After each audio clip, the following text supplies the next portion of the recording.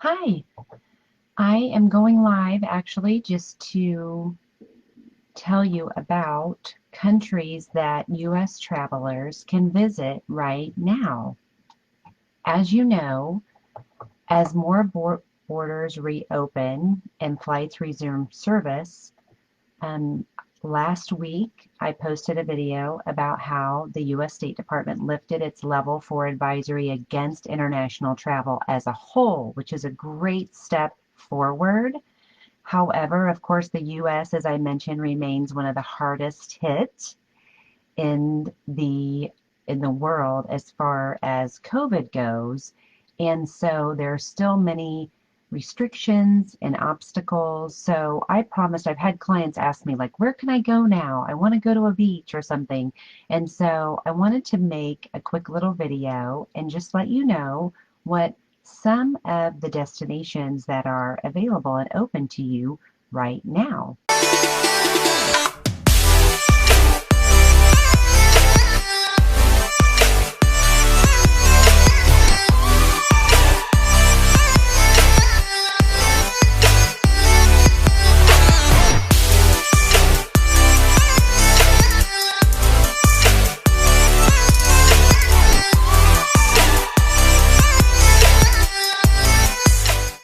We'll start with Antigua and Barbuda.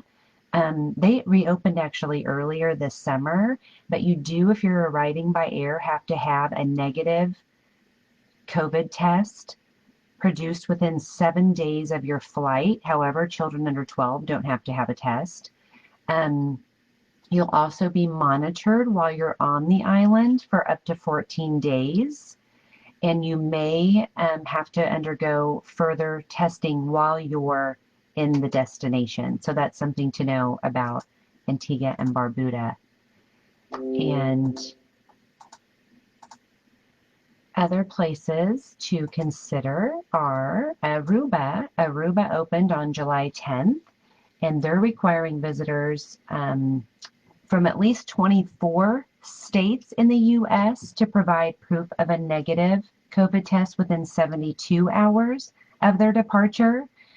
And as far as getting these tests last minute, it's a big, huge range of how long it takes to get your test back. So ask around, do your research. I can only tell you from my area where you can get a COVID test within 24, 48, 72, sometimes within just hours of taking the test. So it's possible. And so ask around in your area. Sometimes it's the smaller hospitals and things like that.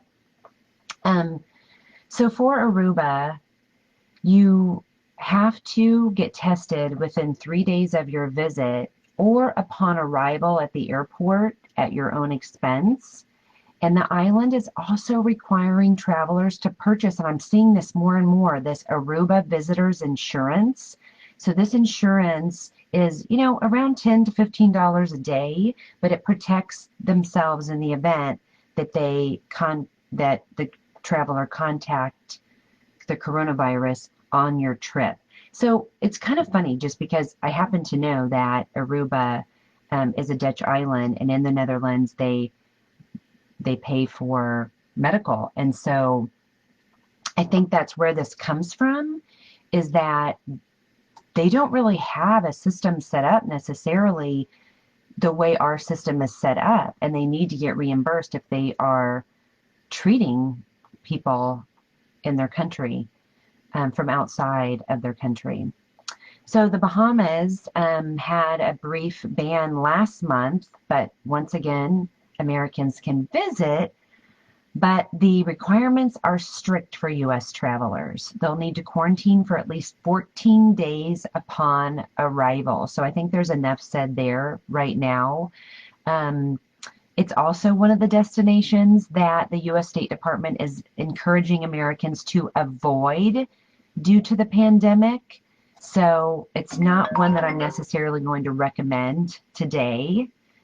Barbados is open to U.S. travelers who can show proof of the negative test within 72 hours of departure, and visitors will be asked various health questions and be required to complete an online immigration card prior to their trip. But honestly, I'm hearing a lot of guests say that They don't even really look at these cards, that these immigration cards that they fill out with the health questions are kind of worthless.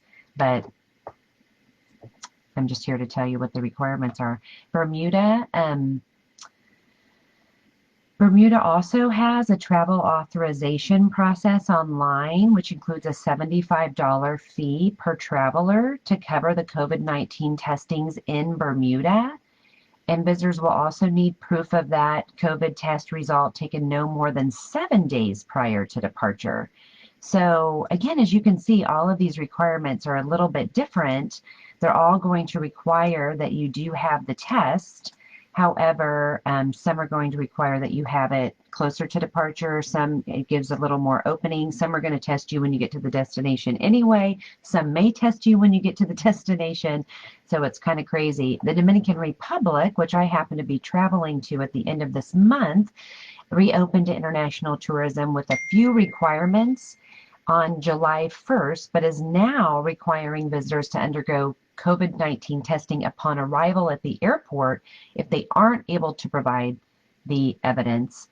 So, and that has to be, their test has to be done within 5 days of arrival to the Dominican.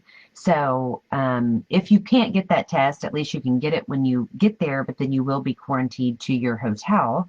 So the DR remains the heaviest hit destination in the Caribbean, and the State Department is advising Americans to avoid travel to the country for the time being. So those are some of the most popular. The French Polynesian is allowing visitors. It's a little more complicated there too. You do have to provide proof of travel insurance, which we're finding travel insurance, everybody wants it now. You do have to be very, very careful what your travel insurance covers, because if you read the fine print, it doesn't usually cover acts of war, acts of terrorism, pandemic. So you have to upgrade to that cancel for any reason. However, the cancel for any reason typically does not give you 100% refund. It gives you anywhere between a 50% and 75% refund.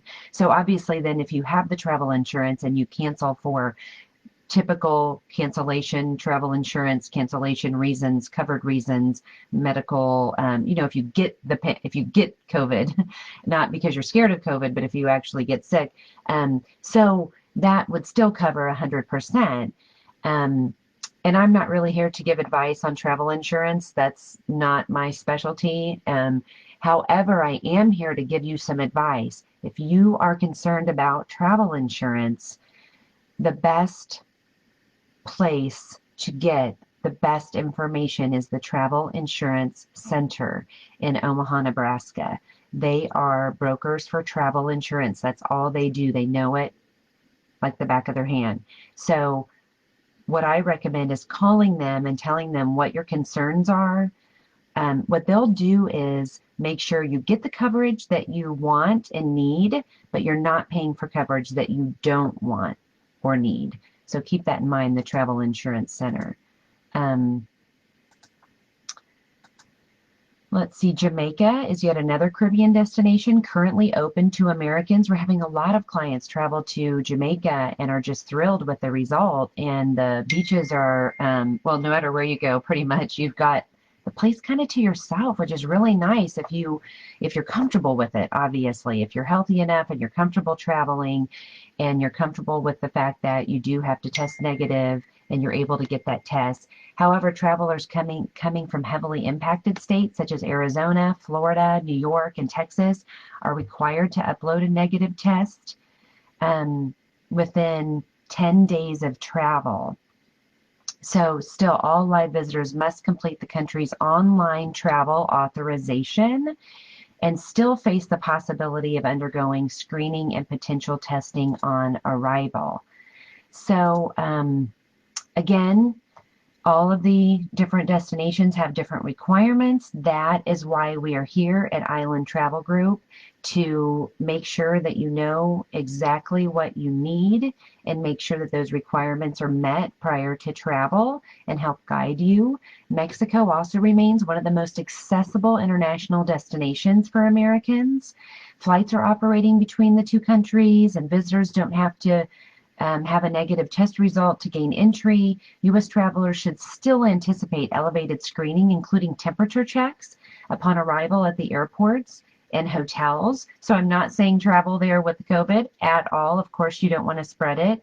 You're probably not going to feel like it anyway if you have the symptoms. I would still get a test result, a negative test result before you go, just so that you're comfortable traveling and your family's comfortable traveling, so that you're not infecting other people. On the planes, there's still pretty much everyone is requiring the face masks. And that's just, to keep you safe and everybody else around you. All the workers in the hotels and in the airports are wearing face masks to protect, again, themselves, their families, and you. St. Lucia, Americans are welcome in St. Lucia, but the island is requiring that all visitors produce a negative COVID test taken no more than 7 days prior to arrival, and travelers must also complete a pre-travel authorization, the registration form, kind of like what you would have to do to get into Jamaica, and they have to have confirmed reservations at a COVID-19 certified accommodation. So they're actually taking this one step forward, inspecting the process and procedures at their resorts before allowing guests, partly because they want to protect you and partly because they want to protect their own people and population from getting it. So if the staff workers get it from people coming in, then they're going to bring it home, and then pretty soon the whole island is infected. So the St. Vincent and the Grenadines, visitors to St. Vincent and the Grenadines can bypass the required COVID test upon arrival if they have proof of a negative test within 2 days of travel, or a negative antibody test result produced within 5 days of arrival. The other requirements include the completion of their COVID questionnaire and COVID app approval. Turks and Caicos. Turks and Caicos, interestingly enough, closed the minute that really COVID was discovered. They had no illnesses. So they just closed down their airport, and if you were on they gave you a couple days. If you're on Turks and Caicos, you're either going to stay for the long haul or you're going to go home. So, but they're inviting Americans now to visit, but they'll first need to obtain certification through the TCI Assured portal. And so I'll put the link to that behind. That's a Turks and Caicos Assured portal. I'll put the link to that in the comments below, which will require them to submit a negative test, COVID test result taken within 5 days of arrival. Children under age 10 are exempt from this, and proof of insurance covering COVID-19 medical costs and full hospitalization, doctor's visits, prescriptions, air ambulance, as well as a completed online health questionnaire are required for Turks and Caicos. So, I'm going to put some of the links to some of these questionnaires in the comments below. I encourage you to call us if you're thinking about traveling. I'm not necessarily encouraging you to travel, although we've had some very successful trips of people just thinking that this was the most amazing time to travel. They needed it. They wanted it. The destinations and the resorts were doing so many wonderful things to keep them safe. And they felt a lot, I hear all the time, I felt safer there than I do at home. So I just want, again, I've had a lot of requests for where can I go? And I hope this was very helpful to you in giving you some beach destinations that you can travel to now and what the requirements are. Again, I'll follow up in the comments, and stay tuned to Travel Group and Island Travel Group for more updated information as things proceed. Thanks again for watching. Thanks for joining us. We appreciate your business and wish you much health. Have a great week.